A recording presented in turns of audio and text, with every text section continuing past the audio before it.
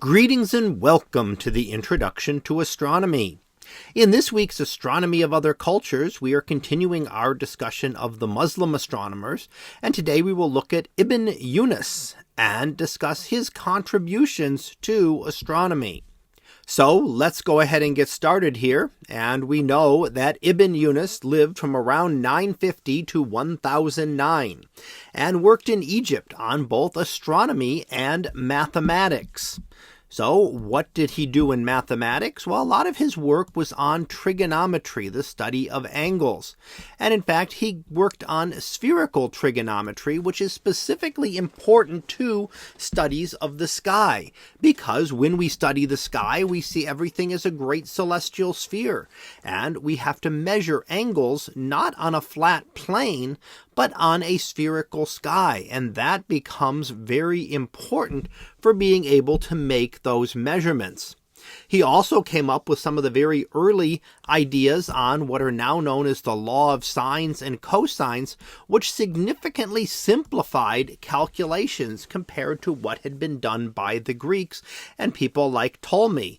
And if you remember, the Greeks had geometry and arithmetic, but things like algebra, and here we're seeing some trigonometry, were really coming into their own here during the golden age of Muslim astronomy, and developing that additional mathematics then helps. So when I say that he worked on angles, it's because we see the sky like this as a great celestial sphere. And if we want to measure angles between things, we can't measure a linear angle between them. That has no meaning because of the differing distances. But we can measure angular distances between two objects. And that we can then find the distance to them on the sky, but that requires more complex calculations than you would need for finding 2 points a distance on a flat plane.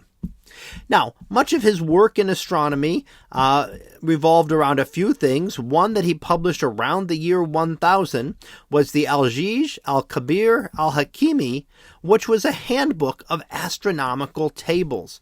So again, using all of what he'd worked on in trigonometry to help update those calculations and to be able to get more accurate positions. And that's the whole thing, that we want to be able to accurately determine the positions of the planets and other objects in the sky. He also did observations of eclipses, which helped to determine the inclination of the ecliptic. We know that's 23.5 degrees, but that is the difference between the celestial equator and the ecliptic as shown here. And that is a way to really be able to determine the seasons on Earth. It is that tilt that causes seasons to occur here on Earth. And one of the other things that he did was to observe conjunctions, and in fact dozens of those conjunctions. Conjunctions are when different astronomical objects appear close to one another in the sky. It could be a star and a planet, or it could be two different planets that would pass close to one another.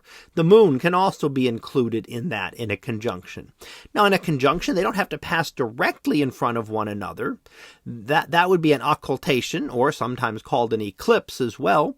But they just pass close together, and sometimes you'll see two very bright objects in the sky. That's often when there is a conjunction of two planets, or of a planet and a bright star. So let's go ahead and finish up here with our summary. And what we've looked at today was the work of Ibn Yunus, who lived from around 950 to 1009, well known for writing a set of astronomical tables known as the Al-Jij Al-Kabir Al-Hakimi, and was able to precisely determine the inclination of the ecliptic using lunar eclipses. So that concludes this discussion of Ibn Yunus. We'll be back again next week to talk about another astronomer of the Muslim world. So until then, have a great day, everyone, and I will see you in class.